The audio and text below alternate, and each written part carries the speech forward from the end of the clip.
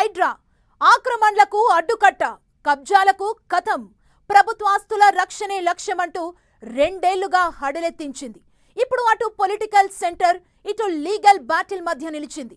హైడ్రా పేదల పాలిట భూతమంటూ బీఆర్ఎస్ 1,50,000 కోట్ల ప్రభుత్వ భూముల్ని కాపాడామని సర్కార్ వాదిస్తుండగా, ఇప్పటికే పలుసార్లు హైడ్రా దూకుడుకు బ్రేక్ వేసేలా కోర్టు ఆదేశాలిచ్చింది. అనుమతి లేకుండా కూల్చివేతలు చేపట్టొద్దని చెప్పినా వినకపోవడంతో ఫైనల్ గా హైడ్రా కమిషనర్నే తొలగించాలని ఆర్డర్స్ ఇష్యూ చేసింది. హైకోర్టు ఆర్డర్స్ పై రాష్ట్ర ప్రభుత్వం ఏం చేయబోతోంది? రంగనాథ్ను తప్పిస్తారా? సర్కార్ అప్పీల్కు వెళ్తే కోర్టు ఎలా రియాక్ట్ కాబోతోంది?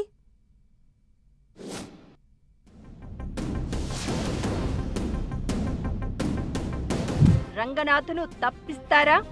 హైడ్రా దారి రహదారేనా? హైకోర్టు ఆదేశాలపై సర్కార్ అప్పీలుకు వెళ్లబోతోందా? హైడ్రాను కొనసాగిస్తాం, కబ్జాలను సహించమంటున్న సీఎం. రంగనాథ్ను తొలగించాలన్న కోర్టు ఆదేశాలపై సమీక్ష. హైడ్రా చుట్టూ రెండేళ్లుగా రచ్చ నడుస్తూనే ఉంది. హైడ్రా యాక్షన్ స్టార్ట్ చేసినప్పటి నుంచి నిత్యం న్యూస్ హెడ్లైన్ గానే ఉంటోంది. హైడ్రా చర్యలపై ఓవైపు పాలాభిషేకాలు, ఇంకోవైపు రాళ్ల దాడులు, మరోవైపు ఆక్రమణలు తొలగించడంతో సంబరాలు. ఇలా మిక్స్డ్ రెస్పాన్సులు వచ్చాయి. కొందరు పెద్దల భవనాలను కూల్చి శభాష్ అనిపించుకుంది హైడ్రా. ఆ తర్వాత పేదల జోలికి వెళ్లి పెద్దలను వదిలేసిందన్న ఆరోపణలను ఫేస్ చేసింది. కూకట్పల్లి నల్ల చెరువు దగ్గరలోని అమీన్పూర్లో పేదలు, మధ్యతరగతి కుటుంబాలు లోన్లు పెట్టి కొన్న ఇండ్లను కూల్చివేసి హైడ్రా తీవ్ర విమర్శల పాలైంది. 1-2 అంశాల్లో హైడ్రాకు మద్దతు లభించినా ఆ తర్వాత హైడ్రాపై వ్యతిరేకత పెరుగుతూనే వస్తోంది. ప్రతిపక్ష బీఆర్ఎస్ హైడ్రా చర్యలను తీవ్రంగా ఖండిస్తూ వస్తోంది. అధికారంలోకి వస్తే హైడ్రాను తీసిపడేస్తామంటూ బిగ్ స్టేట్మెంట్ ఇచ్చారు మాజీ సీఎం కేసీఆర్. హైడ్రా పేరుతో సెలెక్టివ్ జస్టిస్ చేస్తున్నారని బీఆర్ఎస్ వర్కింగ్ ప్రెసిడెంట్ కేటీఆర్ విమర్శిస్తూ వస్తున్నారు. రాజకీయ కక్ష సాధింపు కోసం, అక్రమార్జన కోసం హైడ్రాను వెపన్ గా వాడుకుంటున్నారని ఆరోపిస్తున్నారు. ఇదంతా ఇలా ఉండగానే హైడ్రాను హిట్లర్ సైన్యంగా సీఎం రేవంత్ రెడ్డి పోల్చడం జాతీయ స్థాయిలో విమర్శల పాలు చేసింది. హైడ్రా కూల్చివేతలను చూస్తే తనకు గాజాలో నేలమట్టమైన నిర్మాణాలు గుర్తుకు వస్తున్నాయన్నట్లుగా రేవంత్ చేసిన కామెంట్స్ పై తీవ్ర వ్యతిరేకత వ్యక్తమైంది.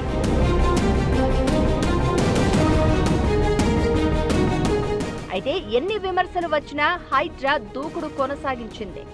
ఏకంగా 1,50,000 కోట్ల విలువైన ప్రభుత్వ భూములను కబ్జాదారుల నుంచి కాపాడినట్లు సర్కార్ చెప్తోంది. ఈ క్రమంలోనే హైడ్రా తీరుపై హైకోర్టు పలుమార్లు సీరియస్ అయిన సందర్భాలు ఉన్నాయి. ప్రైవేటు స్థలాల్లో హైడ్రా కూల్చివేతలు చేపట్టడం, బాధితులు కోర్టుకు వెళ్లడం, కోర్టు కూల్చివేతపై స్టే ఇచ్చినా హైడ్రా చర్యలు కొనసాగడం పెద్ద ఎపిసోడ్గానే నడిచింది. ఈ క్రమంలోనే హైడ్రా కమిషనర్ రంగనాథ్పై 63 కోర్టు ధిక్కరణ కేసులు దాఖలయ్యాయి. లేటెస్ట్ గా సికింద్రాబాద్లోని లోతుకుంట ఆర్మీ భూముల వివాదంలో హైడ్రా తీరుపై కోర్టు మండిపడింది. కోర్టు అనుమతి లేకుండా ఆర్మీ భూముల్లోకి మళ్లీ ప్రవేశిస్తే హైడ్రా అధికారులను వెంటనే అదుపులోకి తీసుకోవాలని, సంకెళ్లు కూడా వేయాలని ఆర్మీ అధికారులకు తెలంగాణ హైకోర్టు స్పష్టం చేసింది.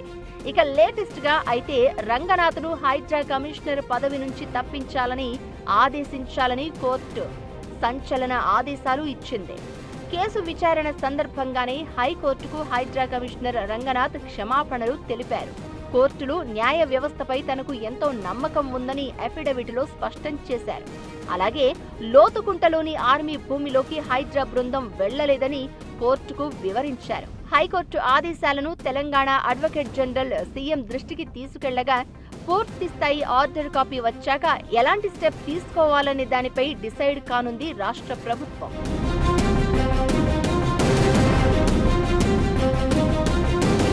ఇన్ని డెవలప్మెంట్స్ నేపథ్యంలో హైడ్రా కమిషనర్ రంగనాథ్ విషయంలో సర్కారు డెసిషన్ ఎలా ఉండబోతోందనేది ఉత్కంఠగా మారింది. అయితే రంగనాథ్ను తొలగించాలన్న హైకోర్టు ఆదేశాలపై అప్పీలుకు వెళ్లాలని సర్కారు డిసైడ్ అయినట్లు తెలుస్తోంది. రాష్ట్ర ప్రభుత్వం అప్పీలుకు వెళ్తే న్యాయస్థానం రియాక్షన్ ఎలా ఉంటుందనేది కూడా సస్పెన్స్ రేపుతోంది. రంగనాథ్ను తప్పిస్తే హైడ్రా కూల్చివేతలు తప్పే అని సర్కారు ఒప్పుకున్నట్లు అవుతుందనే అభిప్రాయాలు వ్యక్తమవుతున్నాయి. అందుకే రంగనాథ్ను తప్పించేందుకు సర్కారు సుముఖంగా లేనట్లు తెలుస్తోంది. హైడ్రాను కొనసాగిస్తామని సీఎం రేవంత్ రెడ్డి స్పష్టం చేస్తున్నారు. హైడ్రా పనితీరుపై తమ ప్రభుత్వానికి పూర్తి స్పష్టత ఉందంటున్న ఆయన హైడ్రా తన పని తాను చేసుకుంటూ పోతుందని చెప్తున్నారు. హైడ్రా అధికారులుగా ఎవరుండాలనేది ప్రభుత్వ విచక్షణ అధికారం అంటున్న సీఎం హైకోర్టు తీర్పుపై సమీక్ష చేసి నిర్ణయం తీసుకుంటామంటున్నారు. అయితే రంగనాథ్ను తప్పించాలన్న కోర్టు ఆదేశాలపై అప్పీలుకు వెళ్లి రాష్ట్ర ప్రభుత్వం సానుకూల తీర్పు పొందితే ఓకే, లేకపోతే రంగనాథ్ను తొలగించాలని సర్కార్పై ఒత్తిడి పెరిగే అవకాశాలే ఎక్కువ. రంగనాథ్ను తప్పిస్తారా లేదా అనేది సర్కార్ అప్పీలుపై కోర్టు ఇచ్చే తీర్పును బట్టి క్లారిటీ రానుంది.